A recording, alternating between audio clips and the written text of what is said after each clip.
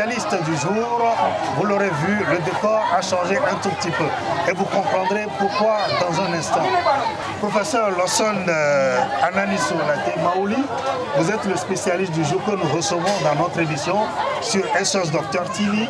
Et c'est à l'occasion d'une date très importante pour les gastro-entérologues que vous êtes. Je parle de vous parce que derrière vous, il y a la société. Donc la société savante du domaine. Nous sommes en train de parler des hépatites virales et dans un marché. Oui, M. Sifou, merci beaucoup pour cette occasion, pour cette opportunité que vous m'offrez d'entretenir les téléspectateurs sur les hépatites virales. Effectivement, le 28 juillet de chaque année, c'est la journée mondiale de l'hépatite. Donc vous l'avez si bien dit, la Société togolaise d'hépato-gastro-entérologie et d'endoscopie digestive a décidé de mener une activité. Et la seule activité qu'on a trouvée, c'est d'aller vers la population, d'aller vers nos compatriotes pour parler de cette maladie.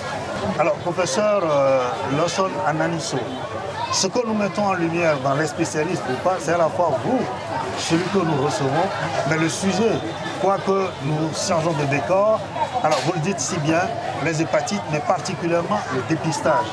Pourquoi insister sur le dépistage? Oui, avant tout propos, je voudrais dire, depuis 2 ou 3 ans, on a commencé par mener des activités, des campagnes de dépistage et de sensibilisation sur ces hépatites virales. Contrairement aux années précédentes où nous restons dans l'enceinte du CHU Campus et de l'Université de Lomé, nous avons décidé cette année d'aller vers la population et on a trouvé que c'est une bonne chose d'aller plutôt vers le grand marché de Ridjanaoui. Pourquoi insister sur le dépistage? Parce que l'OMS l'a dit, plus de 95% des porteurs de ces virus ne savent pas qu'ils sont porteurs de ces virus.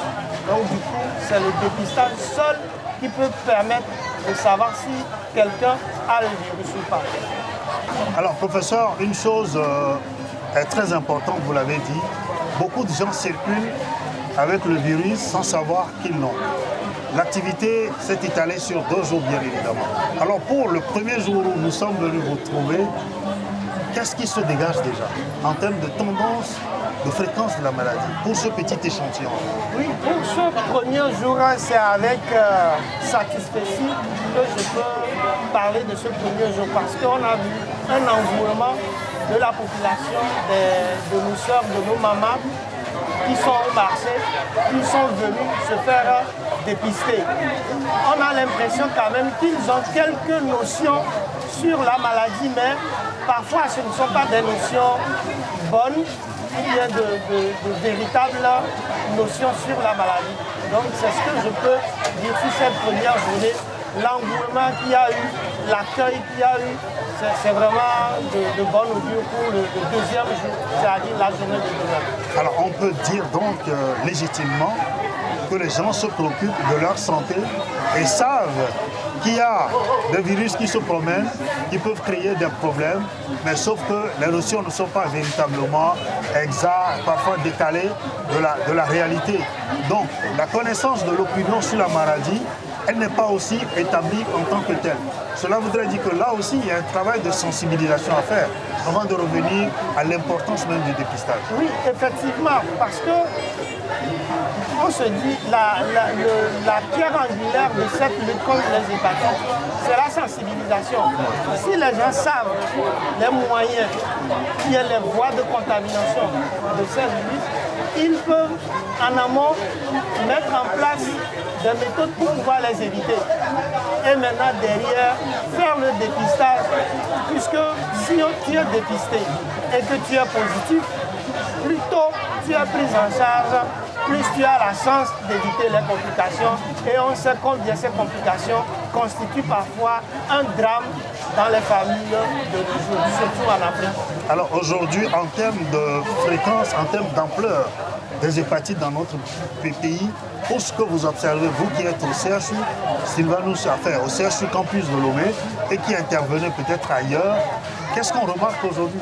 Est-ce que la forte proportion qui est crainte, qui est peut-être soupçonnée, est établie?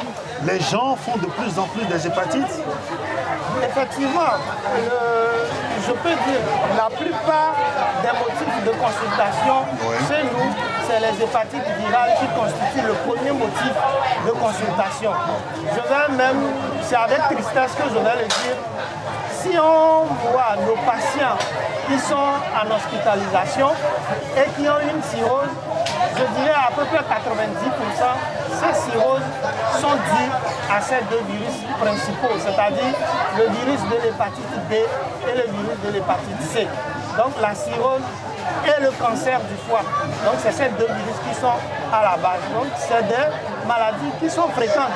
Et comme le dépistage, quoi qu'on dise par rapport aux années précédentes, le dépistage se fait maintenant de façon régulière.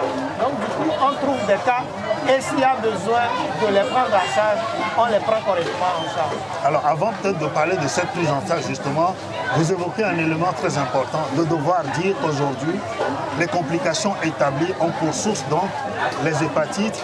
Comment expliquer justement que les gens se font prendre au piège des hépatites alors que même si on n'en parle pas beaucoup, on en parle tout de même. Parce que déjà précédemment dans un de nos numéros, dans les spécialistes vous parlent, l'on a évoqué le sujet avec un autre spécialiste. On y revient aujourd'hui. Comment expliquer que le B et le C soient aussi répandus? Le B et le C, si on prend les virus, je répondrai ainsi, si on prend les virus, le A, le B, le C, le D et le E, c'est les 5 principaux types de virus qu'on a.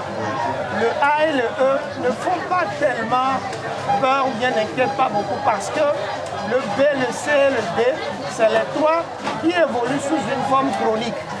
Donc qui évolue quand l'individu est porteur, il le porte plus ou moins, je dirais, à vie.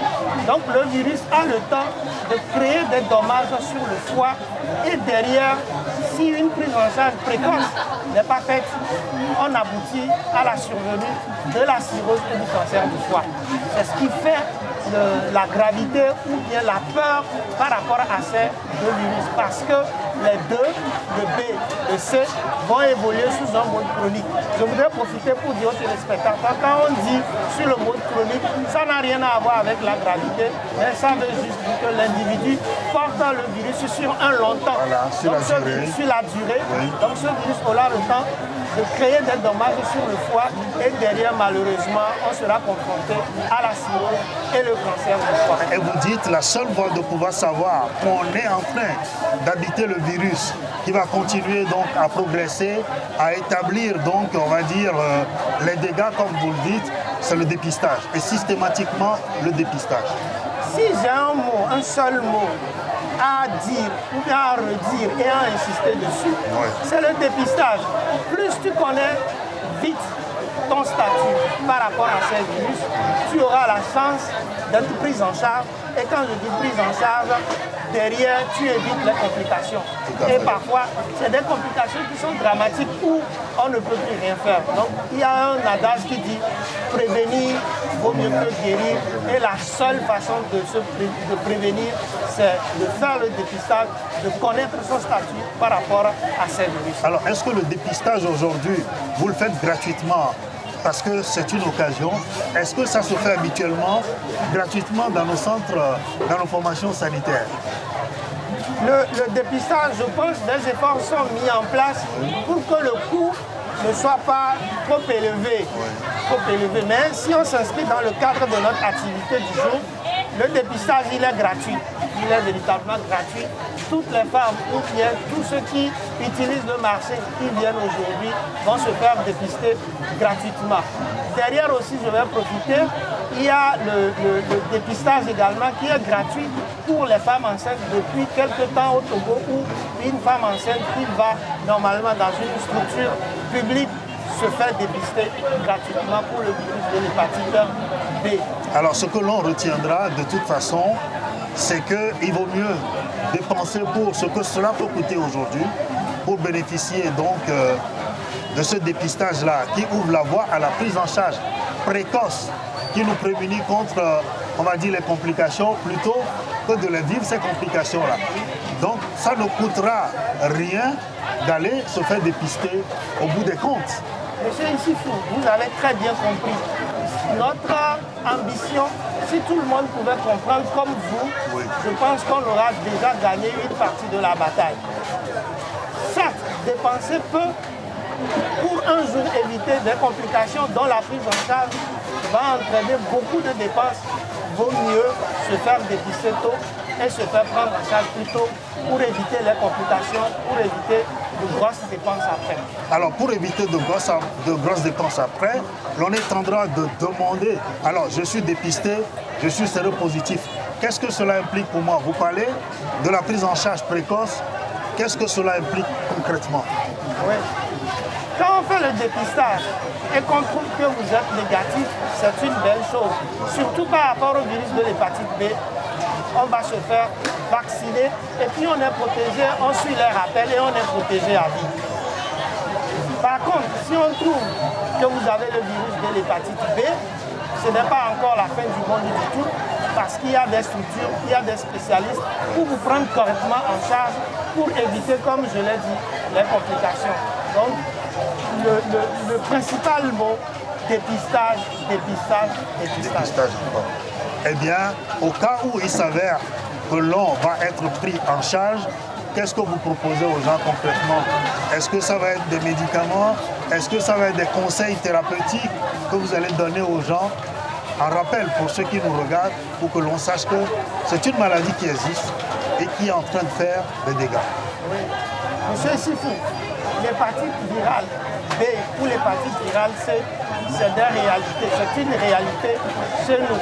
Surtout nous qui exerçons en milieu hospitalier, où ça constitue parfois un drame dans des familles où tu vois toute une famille se faire décimer par ces virus. La seule façon, je l'ai dit, je ne vais pas me lasser de le dire, c'est de faire le dépistage. Maintenant, si on trouve que vous avez le virus de l'hépatite B, la première chose, c'est de faire une prise en charge, c'est-à-dire de voir le spécialiste et de savoir à quelle étape vous en êtes, pour savoir est-ce que vous avez besoin d'être mis sous traitement ou bien d'être mis dans un protocole de suivi régulier pour pouvoir éviter la survenue des complications. Mais déjà, quelques conseils, c'est d'éviter tout ce qui peut agresser encore le foie. Puisque vous avez un virus potentiellement agressif pour le foie, si vous ne prenez pas soin de votre foie, vous risquez de l'endommager alors que peut-être ce virus ne va pas normalement faire du mal au foie. Donc c'est d'adopter des attitudes pour éviter d'aggraver la maladie du foie et de protéger son alentour, de connaître les modes de transmission pour ne pas transmettre le virus au second. Alors, ce ne serait pas affaire, on va dire, généreux de notre part que de dire aux gens il faut faire ci, il faut protéger le foie. L'on va nous demander qu'est-ce que nous faisons pour protéger le foie, qu'est-ce que nous évitons, qu'est-ce que nous encourageons comme bonne pratique en termes de conseils à ceux qui nous regardent avant de délivrer votre message. En termes de conseils, je dirais de façon globale, que vous soyez porteur du virus de l'hépatite B ou bien de l'hépatite C ou non, il faut prendre soin de son foie. Donc prendre soin de son foie veut dire qu'il faut éviter tout ce qui peut agresser le foie, y compris les médicaments traditionnels comme les médicaments modernes. Parce que le foie est l'usine à énergie de l'organisme et tout ce qu'on prend transite toujours par le foie. Donc la plus simple chose, c'est d'arrêter tout ce qui peut agresser le foie. Donc c'est ce que je peux dire. Éviter l'alcool, par Éviter exemple. l'alcool. Éviter l'alcool. Oui, je vois que vous souriez. Certains me diront, est-ce qu'un verre de vin par jour, bien une fois en passant, fera du mal à ce foie? Je vois que vous riez.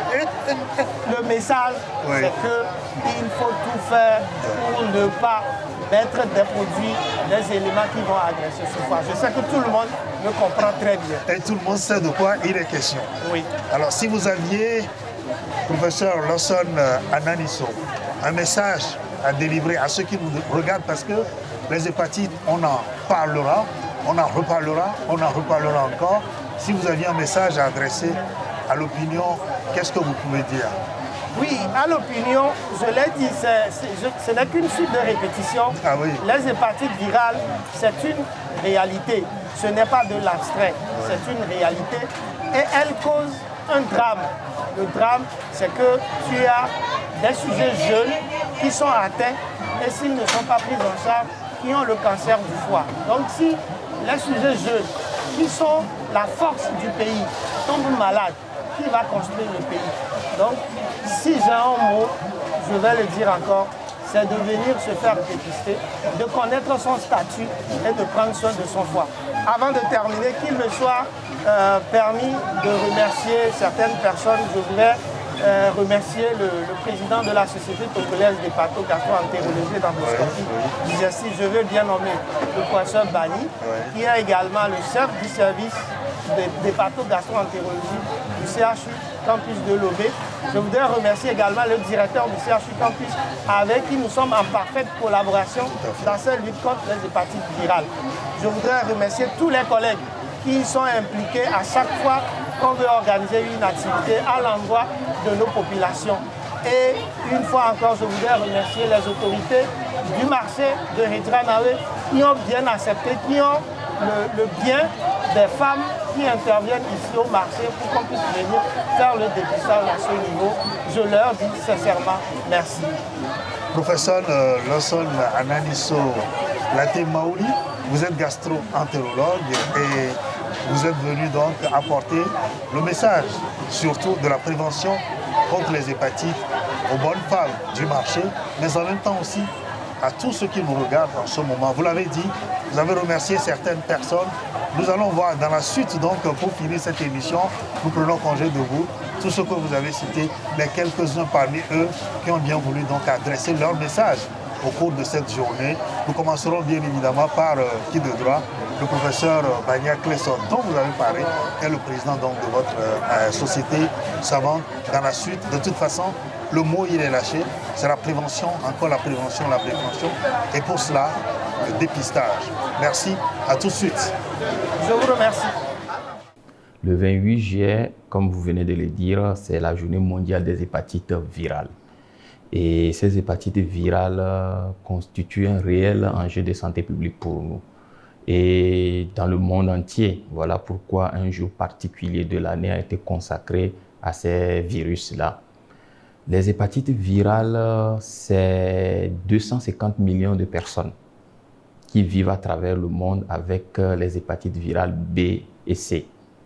Et chaque année, on a à peu près 1,5 million de nouveaux cas et 1,1 million de personnes qui décèdent chaque année à cause des complications redoutables liées à ces virus B et C, les complications qui sont la cirrhose, le cancer du foie. Et généralement, il s'agit des sujets jeunes. Des sujets jeunes, des sujets sur qui comptent nos États, nos pays pour leur émergence, pour leur développement. C'est donc une préoccupation majeure dans la prise en charge des patients, vu que dans cette prise en charge-là, tous ces virus n'ont pas des moyens de prévention très efficaces. À part le B qui a un vaccin, on n'a pas de vaccin contre le C.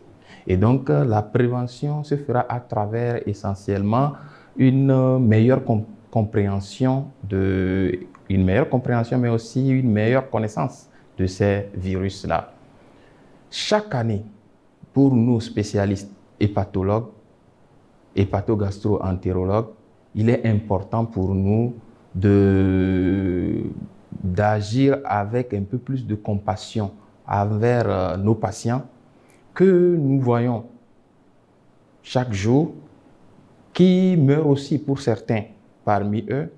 Et donc chaque année, nous prenons sur nous de nous arrêter un peu, de parler à nos patients, mais aussi à la population, de les sensibiliser, de les éduquer sur ces tueurs redoutables que constituent ces virus B et C, qui, je l'ai dit tantôt, sont responsables de complications majeures que sont la cirrhose et le cancer du foie. Dans notre pratique, nous avons constaté que la plupart de nos patients sont des sujets jeunes. De plus en plus d'enfants, d'adolescents. Et on sait aujourd'hui, grâce aux caractéristiques de ces virus-là, que lorsque l'infection, la contamination se fait chez un adulte, environ 5 à 10% d'adultes vont aller vers une chronicité. Mais par contre, lorsque la contamination se fait très tôt dans l'enfance, 90 à 95% d'enfants évolueront vers la chronicité. Par conséquent, 90 à 95% d'enfants qui ont eu le virus dans l'enfance ont beaucoup de chances de pouvoir faire une cirrhose ou bien un cancer du foie. Voilà pourquoi c'est une préoccupation majeure pour nous, hépatogastro-entérologues du monde entier, mais en particulier du Togo. Et chaque année, nous avons l'habitude de focaliser nos actions à l'intérieur du CHU Campus où réside le service principal de prise en charge des affections du foie et également sur le campus universitaire. Nous avons dit tout à l'heure que la plupart des patients infectés sont des sujets jeunes. Et donc, nous avons, pour les années antérieures, travaillé au CHU Campus de Lomé, mais également sur le campus universitaire. Mais compte tenu du fait que nous savons que c'est des sujets jeunes, la contamination se fait dans la plupart des cas très tôt dans l'enfance. Et cette contamination, très souvent, c'est une contamination de la mère à l'enfant. Voilà pourquoi nous avons décidé cette année d'aller vers nos mamans, nos grandes sœurs, nos petites sœurs, toutes celles-là qui donnent la vie et qui, malheureusement, parfois, à travers cet acte-là, peuvent contaminer leur bébé. Voilà pourquoi nous avons choisi cette année d'aller au marché de Hejranawe auprès des femmes pour leur parler de ces virus, pour les sensibiliser sur les complications redoutables de ces virus, mais également pour les amener à prendre conscience que la meilleure façon de traiter ces virus-là, c'est la prévention. La meilleure façon de se mettre à l'abri de ces virus-là, c'est la prévention. Et donc, par conséquent, pour nous, nous allons les sensibiliser, mais également les amener à prendre conscience qu'il est important d'éviter ces virus-là, mais malheureusement, pour celles qui sont déjà contaminées, de pouvoir leur offrir une prise en charge. Voilà pourquoi, couplé à la sensibilisation, nous avons choisi d'offrir à ces femmes-là de grands marchés de Hejranawe le dépistage gratuit. Et donc, à travers ce dépistage-là, nous allons identifier celles qui sont déjà contaminées et nous les référons vers notre service où nous avons des jours spécifiques pour la prise en charge des patients qui sont porteurs de l'hépatite B ou de l'hépatite C. Notre message cette année, c'est de faire prendre conscience à toute la population, en particulier à travers nos mamans, nos sœurs, qui constituent les pivots de nos foyers, de nos ménages, que les hépatites virales B et C sont des virus dangereux qui tuent. Des virus dangereux qui tuent silencieusement, mais des virus dangereux qui tuent sûrement lorsque on les a dans notre organisme. La meilleure façon d'éviter la mort causée par ces virus, c'est la prévention. Cette prévention, elle passe à travers une bonne connaissance des méthodes de contamination de ces virus. Cette prévention, ou bien le fait de pouvoir éviter la mort, passe à travers une prise en charge correcte au cas où on est déjà contaminé par ce virus-là, qu'est l'hépatite B ou alors l'hépatite C. Fin donc de ce nouveau numéro de votre émission, les spécialistes vous parlent la Poste FM sur le 28 juillet, la journée donc contre les hépatites qui nous a permis de recevoir le professeur Lawson Ananiso Latemaouli qui est gastro-entérologue et bien évidemment le professeur Bania Clessor. Merci de votre fidélité. Continuons à prendre soin de notre foie. À très bientôt.